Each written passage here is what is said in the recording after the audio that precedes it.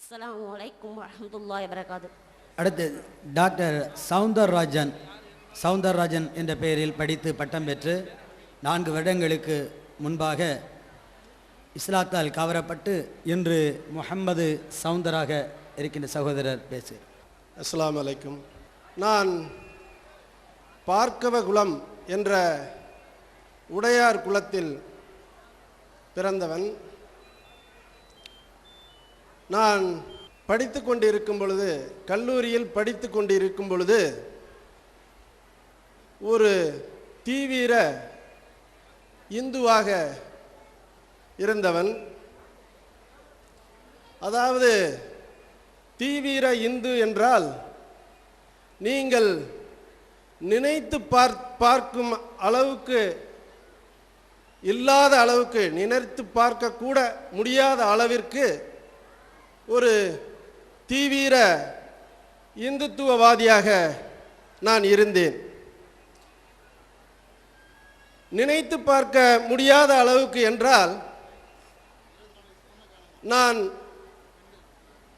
Biological weapons என்ற ஒரு ஆயுதத்தை தயார் செய்யும் அளவிற்கு, அது ஏனென்றால் இந்த இந்தியாவில் உள்ள ஒட்டுமொத்த முஸ்லீமையும் கொன்று குவிக்கும் அளவிற்கு தீவிரமான ஒரு ஆயுதம், நுண் உயிரியல் ஆயுதம் என்று பெயர் தமிழிலே. அது ஏனென்றால் ஒரு மனிதன் ஒரு வெறியனாக இருந்தால் அவன் கத்தியால் குத்தி கொள்ள வேண்டும் என்று நினைத்தால் அவனால் முடிந்த அளவில் ஒரு 50 பேரையோ 100 பேரையோ குத்தி கொள்ள முடியும்.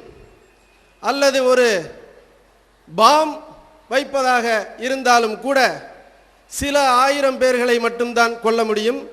அதற்குள்ளே அவர்களை பிடித்து ஜெயிலிலே தள்ளிவிடுவார்கள், அல்லது மரண தண்டனை கூட கொடுக்கலாம். ஆனால் இந்த நுண்ணுயிரியல் ஆயுதம் என்றால் அதை பிரயோகப்படுத்துபவர் யார் என்று கண்டுபிடிக்கவே முடியாது. அவரை அரெஸ்ட் செய்யவும் முடியாது.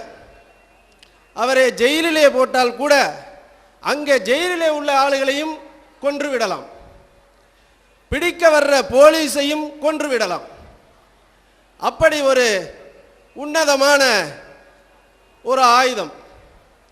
அதற்கு அதை தயார் பண்ணுவதற்கு மிகவும் கஷ்டப்பட வேண்டிய அவசியம் இல்லை. மிகவும் எளிமையாக தயார் பண்ணலாம்.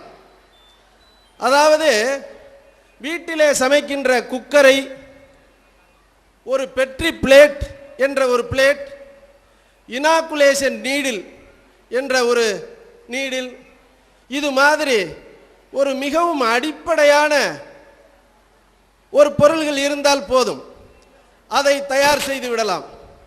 அந்த அளவிற்கு என்னால் ஆர்எஸ்எஸ் காரர்களாலும் இந்த பஜ்ரங்கள் தள் மற்ற அமைப்பினராலும் தூண்டப்பட்டு மிகவும் நிதானமாக, ஒன்று வெறியன் என்றால் ஒரு அவசரமாக முடிவு எடுப்பவனாக அல்ல, நிதானமாகவும் நிதர்ச்சையாகவும் இந்த ஒட்டுமொத்த இஸ்லாமிய மக்களை கொன்று குவிக்க வேண்டும் என்ற ஒரு பேர் ஆவலுடன்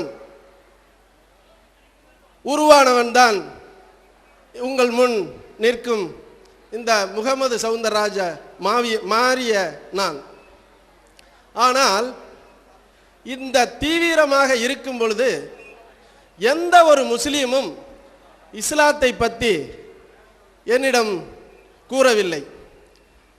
நான் மிகவும் தீவிரமாக இருக்கும் காலத்தில் ராமமூர்த்தி என்ற ஒரு ஐயர், திருவண்ணாமலையில் மிகவும் பெரிய குடும்பத்தை சேர்ந்த, நேருவுக்கு மிகவும் நெருங்கிய நண்பரான ஒரு ஐயர் தான் என்னிடம் வந்து, நீ நன்றாக படித்தவன், படிப்பிலே மிகவும் தேர்ச்சி பெற்று நல்ல அறிவாளியும் கூட, அப்படி இருக்கும் பொழுது நீ இஸ்லாத்தின் மேல் இவ்வளவு வெறுப்புற காரணம் என்ன? அவர்களை பற்றி ஏதாவது உனக்கு தெரியுமா? அல்லது அவர்களுடைய வேத நூலை பற்றி ஏதாவது உனக்கு அறிமுகம் உண்டா? இப்படி எதுவுமே தெரியாமல் ஒரு சமூகத்தாரின் பேர் இவ்வளவு ஆத்திரம் அடைய காரணம் என்ன? முதலில் இஸ்லாம் என்றால் என்ன, அதன் தோற்றம் என்ன, அது எப்படி மக்களிடம் பரவியது என்று தெரிந்து கொண்டு அதில் நியாயம் இருந்தால் அவர்கள் மேல் கோபப்படு என்று அவர் முதலில் எனக்கு எடுத்துரைத்தவர் ஒரு ஐயர். அதன் பின்பு நான் இஸ்லாத்தை பற்றி அதிகமாக தெரிந்து கொள்ள ஆசைப்பட்டேன். அதே சமயத்தில் இந்து என்றால் யார் என்று தெரியவும் ஆசைப்பட்டு இன்று இஸ்லாமியனாக, ஒரு சுத்தமான இஸ்லாமியனாக நான் வாழ்ந்து கொண்டு என்னுடைய சமுதாய மக்களையும் இந்த அற்புதமான இஸ்லாத்தின்பால் அவர்களை அழைத்து வர வேண்டும் என்ற தவா பணியிலும் நான் ஈடுபட்டு கொண்டிருக்கிறேன். இப்படி இருக்கும் பொழுது இங்கு உள்ள லட்சோப லட்சம் முஸ்லிம்களுக்கு நான் ஒரு 2 மணித்துணிகள் செலவழித்து இந்துக்கள் என்றால் யார் என்று அவர்களுக்கு நான் சொல்ல விரும்புகிறேன்.